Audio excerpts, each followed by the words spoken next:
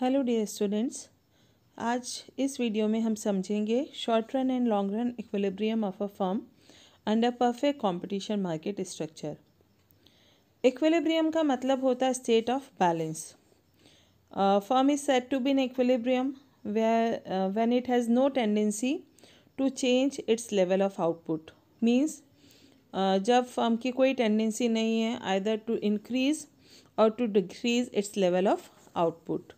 Short run हमें पता है, शॉर्ट रन वो टाइम पीरियड है जिसमें फर्म सिर्फ वेरिएबल फैक्टर के अमाउंट को इंक्रीज़ और डिक्रीज़ करके लेवल ऑफ आउटपुट में चेंज कर सकती है, और लॉन्ग रन में फर्म स्केल को चेंज करके आउटपुट के लेवल में चेंज कर सकती है। तो पहले हम समझेंगे short run equilibrium of a perfect competitive firm. जैसा कि हम पिछले वीडियो में भी इसको समझ चुके हैं कि जो परफेक्ट कंपटीशन मार्केट स्ट्रक्चर होता है उसमें एक जो फर्म होती है वो सिर्फ प्राइस टेकर होती है, उसका प्राइस पे कोई कंट्रोल नहीं होता है, और उसके कारण जो डिमांड कर्व या जो एवरेज रेवेन्यू कर्व या मार्जिनल रेवेन्यू कर्व जो होता है वो हॉरिजॉन्टल स्ट्रेट लाइन होती है at the level of prevailing price, और जो मार्जिनल कॉस्ट कर्व है फर्म का वो as usual is U shaped. अब to decide about equilibrium level of output in short run, the firm will compare marginal cost with marginal revenue।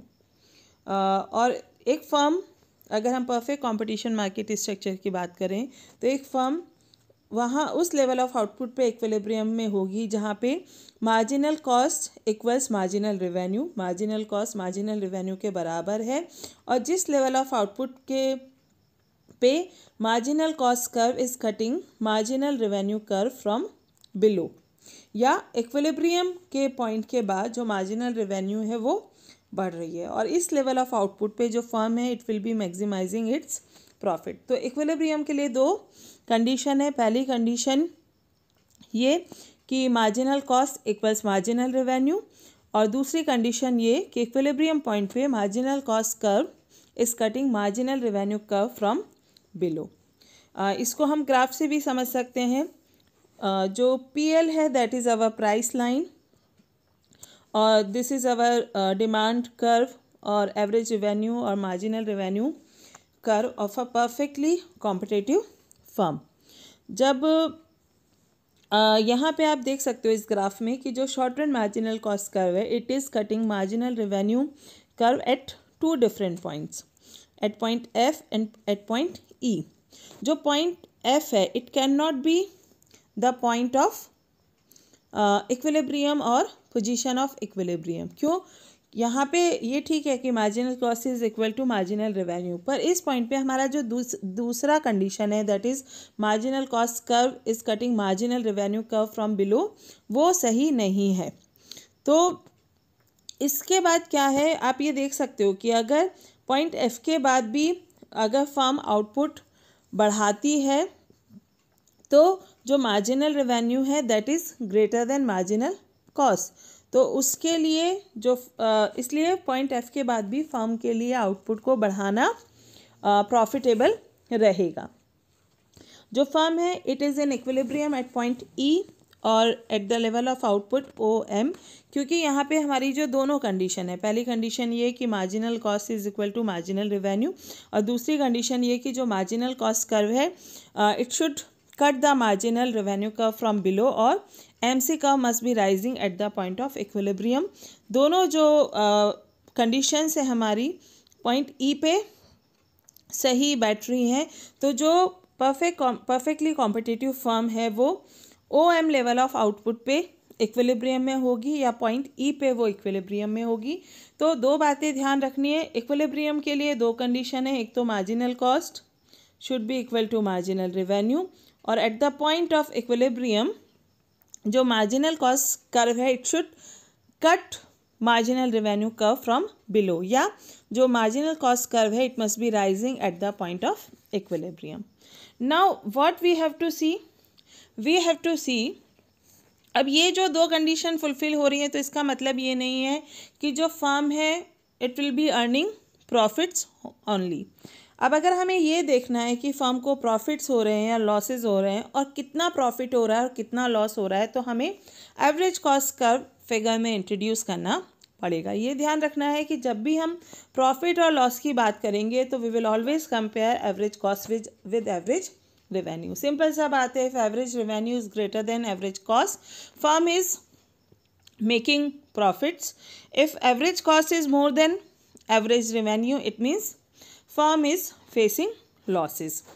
So यहाँ हम पहले इस फिगर की बात करेंगे।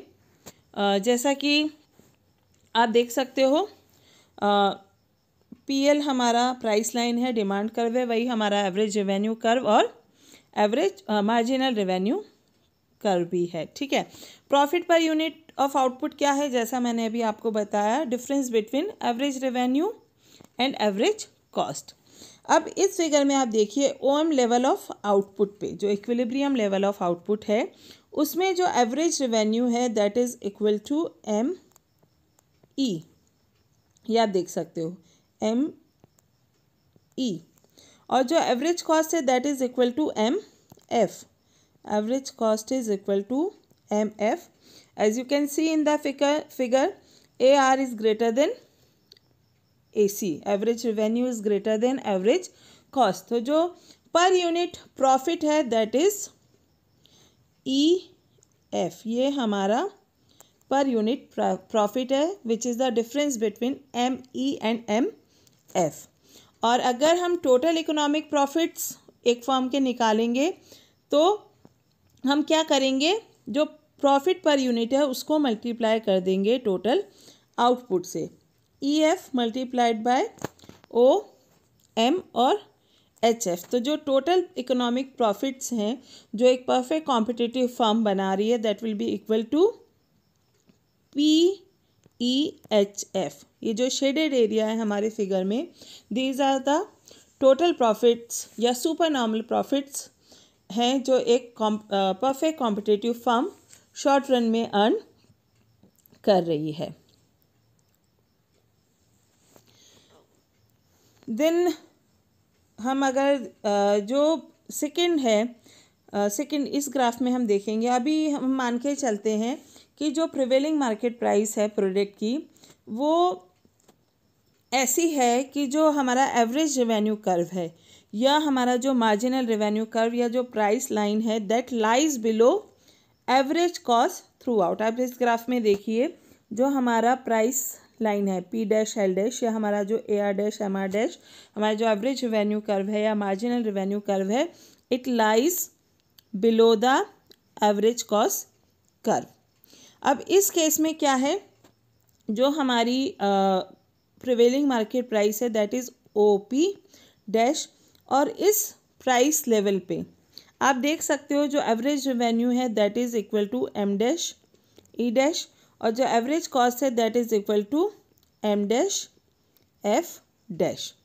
तो इसमें क्या हो रहा है कि जो फर्म है उसके लिए average cost is greater than average revenue, ME dash is less than M dash F dash. तो जो फर्म है उसे F डैश E डैश के बराबर पर यूनिट लॉसेस हो रहे हैं, और इसको अगर हम आउटपुट के लेवल से मल्टीप्लाई कर देंगे तो H dash F dash P dash E dash के बराबर फर्म को टोटल लॉसेस हो रहे हैं। ठीक है, तो इक्विलिब्रियम लेवल पे ज़रूरी नहीं है कि फर्म्स को सिर्फ प्रॉफिट्स ही हों। अगर एवरेज रेवेन्यू एवरेज कॉस्ट से ज़्यादा है तो फर्म को प्रॉफिट होंगे, पर अगर एवरेज रेवेन्यू एवरेज कॉस्ट से कम है, एवरेज रेवेन्यू एवरेज कॉस्ट से कम है, एवरेज कॉस्ट एवरेज रेवेन्यू से ज़्यादा है, तो फर्म को लॉसेस होंगे। अब एक जब हमने पिछले वीडियो में कैरेक्टरिस्टिक्स समझी थी परफेक्ट कंपटीशन मार्केट स्ट्रक्चर की, तो उसमें हमने ये समझा था कि इस मार्केट स्ट्रक्चर में नई फर्म्स मार्केट में एंटर कर सकती हैं और पुरानी फर्म्स मार्केट छोड़ के जा सकती हैं, है ना। पर ये जो कंडीशन है ये सिर्फ ट्रू होती है इन द लॉन्ग रन, क्योंकि लॉन्ग रन ही वो टाइम पीरियड है जिसमें फर्म्स सारे फैक्टर ऑफ प्रोडक्शन में चेंज कर सकती हैं, और यही वो टाइम पीरियड है जिसमें फर्म जो कैपिटल इक्विपमेंट है उसमें इंक्रीज़ कर सकती है, अपने जो ओल्ड प्लांट है या जो ओल्ड लोअर कैपेसिटी के प्लांट है उनको न्यू हायर कैपेसिटी प्लांट से चेंज कर सकती है, रिप्लेस कर सकती है, न्यू प्लांट्स भी बना सकती है। और एक और चीज़ क्या, लॉन्ग रन में नई फर्म्स इंडस्ट्री में एंट्री कर सकती हैं और पुरानी फर्म्स इंडस्ट्री को छोड़ के जा सकती हैं। अब क्या होता है, जैसे अगर ये प्रॉफिट का सीन है, अगर शॉर्ट रन में जो एग्जिस्टिंग फर्म्स हैं अगर उनको सुपर नॉर्मल प्रॉफिट्स हो रहे हैं तो उस केस में क्या होगा, जो नई फर्म्स हैं they will attract towards this super normal profit और वो क्या करेंगी, इंडस्ट्री में एंटर करना चाहेंगी। अगर फर्म्स को लॉसेस हो रहे हैं तो जो एग्जिस्टिंग फर्म्स हैं वो इंडस्ट्री को छोड़ के जाना चाहेंगी। तो ये जो बात है इसी के बेसिस पे हम समझेंगे long run equilibrium of a perfect competitive firm. अब लॉन्ग रन में क्या होता है, जो फर्म है वो लॉन्ग रन में इक्विलिब्रियम में कब होगी, जब जहाँ marginal cost is equal to price as well as price is equal to average cost. क्योंकि क्या होता है, अगर प्राइस एवरेज कॉस्ट से ज़्यादा है तो जो नई फर्म्स हैं, न्यू फर्म्स हैं, they will enter into the market. क्योंकि प्राइस ज़्यादा है, एवरेज रेवेन्यू ज़्यादा है तो फर्म्स को सुपर नॉर्मल प्रॉफिट्स हो रहे हैं। और जब नई फर्म्स मार्केट में एंटर करेंगी तो क्या होगा, जो प्राइस ऑफ द प्रोडक्ट है that will decline as a result of the increase in supply of output. और प्राइस तो डिक्लाइन करेगी, प्राइस डिक्लाइन करने का मतलब क्या है, एवरेज रेवेन्यू डिक्लाइन करेगी। और नई फर्म्स की एंट्री के साथ क्या होगा, जो कॉस्ट है दैट विल गो अप, क्योंकि जो फैक्टर ऑफ प्रोडक्शन है उनकी डिमांड बढ़ जाएगी तो उनकी जो प्राइस है वो बढ़ जाएगी और फर्म के लिए जो एवरेज कॉस्ट है वो बढ़ जाएगी। तो उसके कारण क्या होगा, जो जब नई फर्म्स इंडस्ट्री में एंटर करेंगी तो उससे क्या होगा कि जो एवरेज रेवेन्यू है वो तो कम हो रही है और एवरेज कॉस्ट हमारी बढ़ रही है। तो नई फर्म्स, जो न्यू फर्म्स हैं, they will continue entering into the industry until the price or average revenue is equal to average cost, so that all firms are earning only normal profits.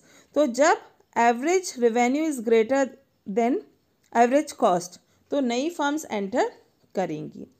अगर average revenue या price is less than average cost तो उस case में क्या है, जो existing firms हैं they will quit the industry और उसके कारण क्या होगा, जो आउटपुट ऑफ द इंडस्ट्री है दैट विल फॉल और it will raise the price of the product. Price बढ़ने का मतलब है कि एवरेज रेवेन्यू बढ़ेगी. ऑन द अदर हैंड जब कुछ फर्म्स इंडस्ट्री के बाहर जाएंगी तो जो फैक्टर ऑफ प्रोडक्शन है उनकी डिमांड कम होगी तो उनकी प्राइस कम होगी तो जो एवरेज कॉस्ट है वो भी हमारी कम हो जाएगी. तो जो फर्म्स हैं they will continue leaving the industry until the price is equal to average cost so that the firms remaining in the field are making only normal profits. इसीलिए हमने यहाँ पे एक लाइन लिखी है, if the price is greater or less than the average cost, there will be a tendency for the firms to enter into or leave from the industry. तो एक perfect competitive firm के लिए to be in long run equilibrium, two conditions must be fulfilled. पहली बात ये, price is equal to marginal cost and price is equal to average cost. मतलब जो price है it should be equal to marginal cost as well as average cost. और दूसरी condition क्या है, price is equal to marginal cost is equal to minimum of average cost. आपको पता है कि जो मार्जिनल कॉस्ट है it always cuts average cost at its minimum point. तो लॉन्ग रन इक्विलिब्रियम की हम बात करें तो एक फर्म के इक्विलिब्रियम में होने के लिए जो प्राइस है it should be equal to marginal cost and minimum of average cost. ये आप ग्राफ से भी समझ सकते हो, जैसा कि ये ग्राफ है, ग्राफ में आप देखिए कि at OP level of price, prevailing price अगर ओपी है तो O M level of output पे जो फर्म है एट पॉइंट